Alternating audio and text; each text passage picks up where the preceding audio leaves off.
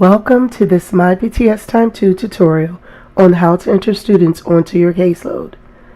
To get to the caseload page, click Caseloads at the top of the page. This will bring up your entire caseload list. On the left, you can see all of the students currently on your caseload.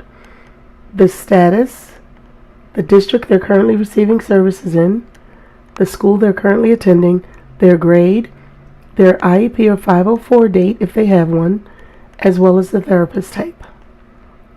In order to add a new student to this list, you have to click Add New Student. You'll need to enter the date you will first start billing for the student. We're going to select July 24th, 2018. Next, you'll need to enter the student's status. You have three options for the status. On caseload is for students who are receiving consult or direct therapy, whether it's group or individual. On caseload is also for students who are only receiving consult under supports to personnel on their IEP.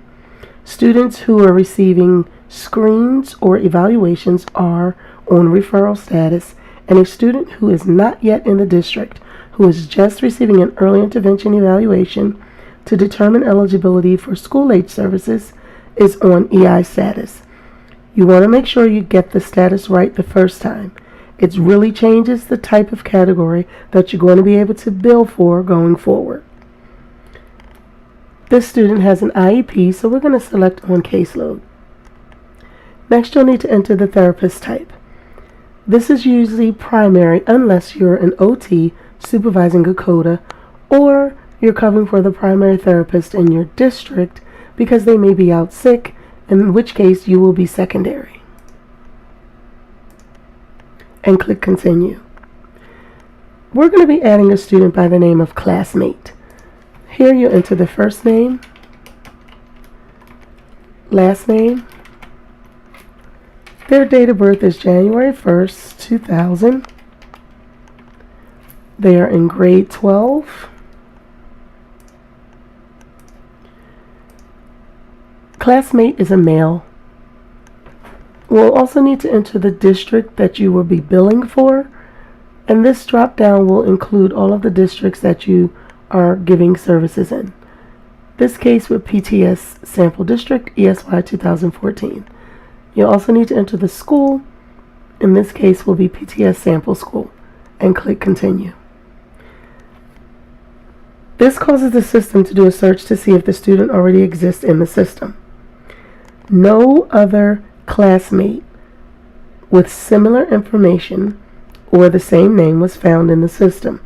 So the system immediately created a file on my caseload where I'm the primary therapist, and the next screen you'll see is this screen here, which is the student data page.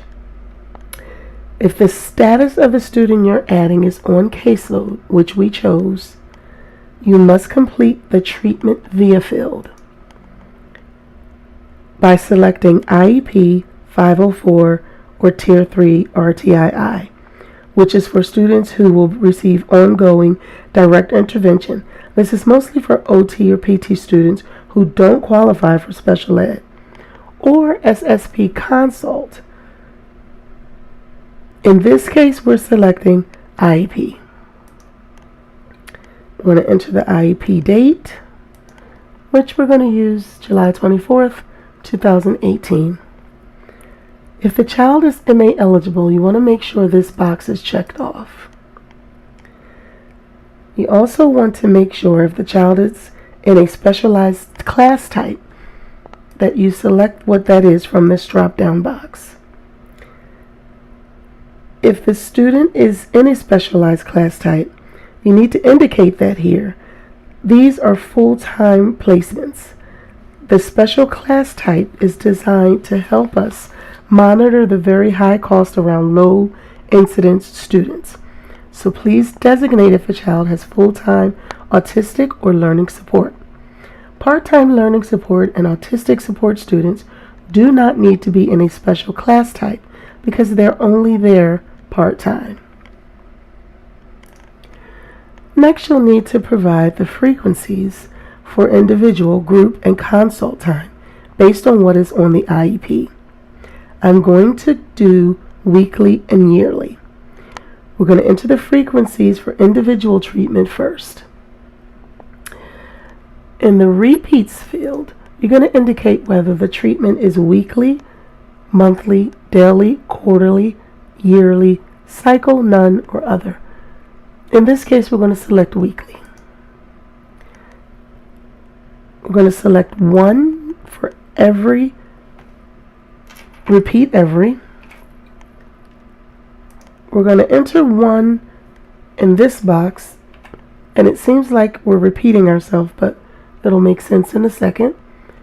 And in the minute sessions, we're going to enter 30, which is the length of session.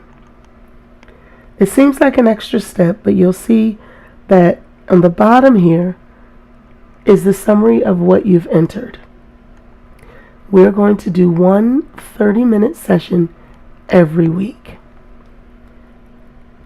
Now I'm going to demonstrate frequencies for yearly because this is becoming more and more common. We will do this for the child who's going to receive group sessions. We're going to select yearly. We're going to enter 1 for every year. We're going to enter 30 in the 4 category.